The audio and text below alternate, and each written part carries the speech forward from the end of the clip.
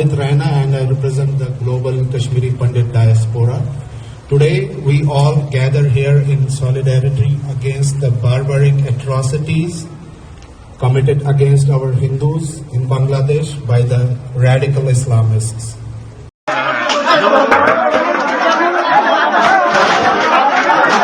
कहते हैं कि जब नाश मनुष्य पर छा जाता है तो उसका विवेक भी मर जाता है, और बांग्लादेश में इस समय यही हो रहा है।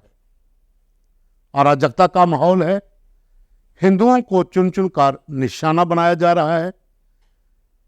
जिहादी जो लोग हैं वहां पर, जो रेडिकलिस्ट हैं, जो वो जमाते इस्लामी के आतंकी हैं, उनके खिलाफ जो हिंदू जिन जिन शहरों में प्रदर्शन कर रहे हैं, वहां पर बांग्लादेश की सेना भी उन हिंदुओं को निशाना बना रही है। कुछ ऐसी तस्वीरें हैं जो हम स्क्रीन पर नहीं दिखा सकते हैं कि किस तरीके से वहां पर हिंदुओं को मारा जा रहा है, लूटा जा रहा है, मंदिरों को तोड़ा जा रहा है, जो उनकी अपनी प्राइवेट प्रॉपर्टी है उसको तहस नहस कर दिया जा रहा है। बच्चों तक को नहीं बख्शा जा रहा। और आलम यह है कि इस समय भारत के साथ सटे बॉर्डर के ऊपर लाखों की तादाद में हिंदू इकट्ठा हो गए हैं और भारत सरकार से अपील कर रहे हैं कि बॉर्डर के रास्ते खोलें ताकि अपनी जान बचाई जा सके। 1971 की बात अगर हम करते हैं तो उस समय भी पाकिस्तान की सेना ने लगभग 20 से 25 लाख हिंदुओं का कत्लेआम बांग्लादेश में किया था। उसके बाद 2013, 2003, 2019 कई घटनाएं वहां पर हो चुकी हैं। पिछले आंकड़े अगर हम देखें तो 1971 को छोड़कर उसके बाद लगभग 4000 हिंदुओं की नृशंस हत्या वहां पर की गई। कई मंदिर तोड़े गए, कई मकान उनके लूट लिए गए। लेकिन पिछले एक सप्ताह में जब से शेख हसीना ने बांग्लादेश को छोड़ा, इस्तीफा दिया और भारत पहुंची, उसके बाद वो जहां पर जो माहौल बना उसमें हिंदुओं को टारगेट करना शुरू कर दिया गया। दरअसल पाकिस्तान की खुफिया एजेंसी ISI, पाकिस्तान की सेना, यूके, USA, तमाम इनके जो लिबरल गैंग है, ये पूरी उस कहानी के ऊपर काम किया जा रहा है और उसका मास्टरमाइंड एक ही है जिसे अंतरिम सरकार का वहां पर केयरटेकर बनाया गया है, मोहम्मद यूनुस। लगातार बयान जो वहां पर आ रहे हैं वो हिंदुओं विरोधी हैं। हिंदुओं के खिलाफ बयानबाजी की जा रही है, हिंदुओं को मारा जा रहा है। बांग्लादेश की आर्मी को ये कहा गया है कि वो हिंदुओं की सुरक्षा सुनिश्चित करे, लेकिन वहां पर बांग्ला की आर्मी ही हिंदुओं को मार रही है। जगह जगह पर प्रदर्शन हो रहे हैं। हालांकि कई जगह पर हिंदुओं ने एकजुटता दिखाई है और वहां पर लाखों की तादाद में इकट्ठे होकर इस नरसंहार के खिलाफ आवाज उठाई है, इस अराजकता के खिलाफ आवाज उठाई है। अपने मंदिरों को बचाने के लिए लोग इकट्ठा हुए हैं। इज्जत, मान, सम्मान, प्रतिष्ठा, इन सब को बचाने के लिए हिंदू एकजुट तो हुए हैं। लेकिन दूर दराज के इलाकों में अगर हम बात करें तो बांग्लादेश के भीतर 8 जिले ऐसे हैं यहां पर हिंदुओं को निशाना लगातार बनाया जा रहा है। 1-2 जगह ऐसी हैं यहां पर रात के अंधेरे में पूरे गांव को जला दिया गया। 2 गांव जो एक जिले के भीतर थे वहां पर उनको आग लगा दी। बड़ी मुश्किल से लोग वहां से अपने आप को बचाने में कामयाब हुए। लेकिन जो खबरें आ रही हैं कि वहां पर भी मरने वालों की संख्या 2 दर्जन से ज्यादा हो चुकी है जो आग में झुलस गए। कई लोगों ने अपनी जान बचाने के लिए अपने परिवारों सहित बॉर्डर की ओर कूच कर दिया है।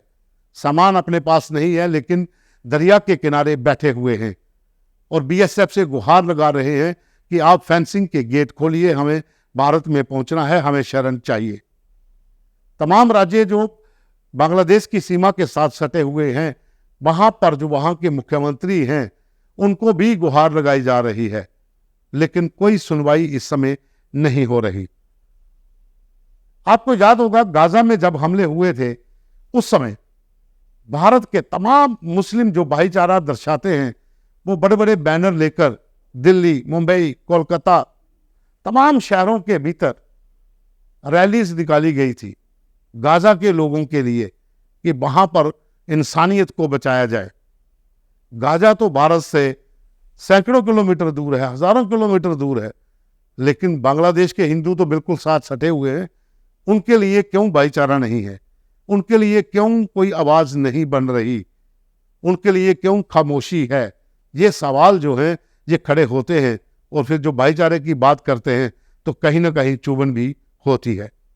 हालांकि यूके, यूएसए, जर्मन, तमाम बाहरी देशों में जो हिंदू रह रहे हैं, जहाँ कश्मीरी पंडित जो हैं, कश्मीरी पंडितों ने तमाम हिंदुओं को लेकर यूके के भीतर एक बहुत बड़ा प्रोटेस्ट किया है।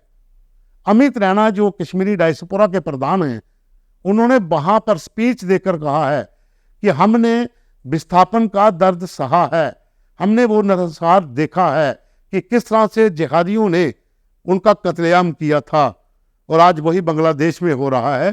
तो अमित रैना की अपील के ऊपर यूके के भीतर काफी संख्या में लोग इकट्ठे हुए, और वहां पर यूएन के ऊपर दबाव डाला जा रहा है कि बांग्लादेश के भीतर हिंदुओं के साथ जो वहां पर माहौल बना है, जो उनको मारा जा रहा है, काटा जा रहा है, संपत्तियां लूटी जा रही हैं, महिलाओं के साथ रेप हो रहे हैं, बच्चों को तक नहीं बख्शा जा रहा, मंदिरों को तोड़ा जा रहा है, उनकी रक्षा करें।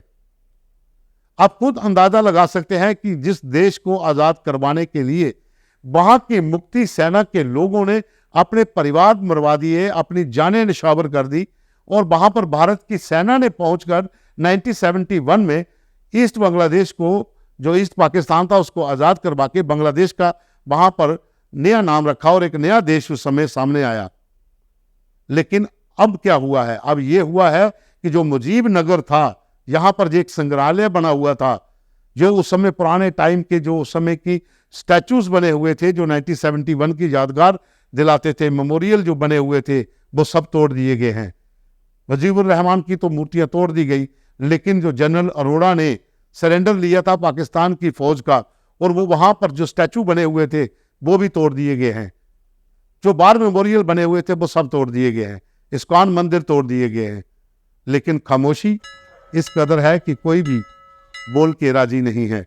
सरकार अपनी कूटनीति, अपनी नीति के तहत काम कर रही है, लेकिन आम हिंदू जो है उसके अंदर चुभन है, जलन है, लेकिन दर्द भी है कि आखिर इन हिंदुओं की सुनवाई क्यों नहीं हो रही। आखिर इनके लिए आज पूरे देश में क्यों रैली नहीं निकल रही, क्यों कैंडल मार्च नहीं निकल रहे, क्यों सभी लोग मिलकर भाईचारे को, गंगा जमनी तहजीब को बचाने की बातें करने वाले चुप क्यों हैं?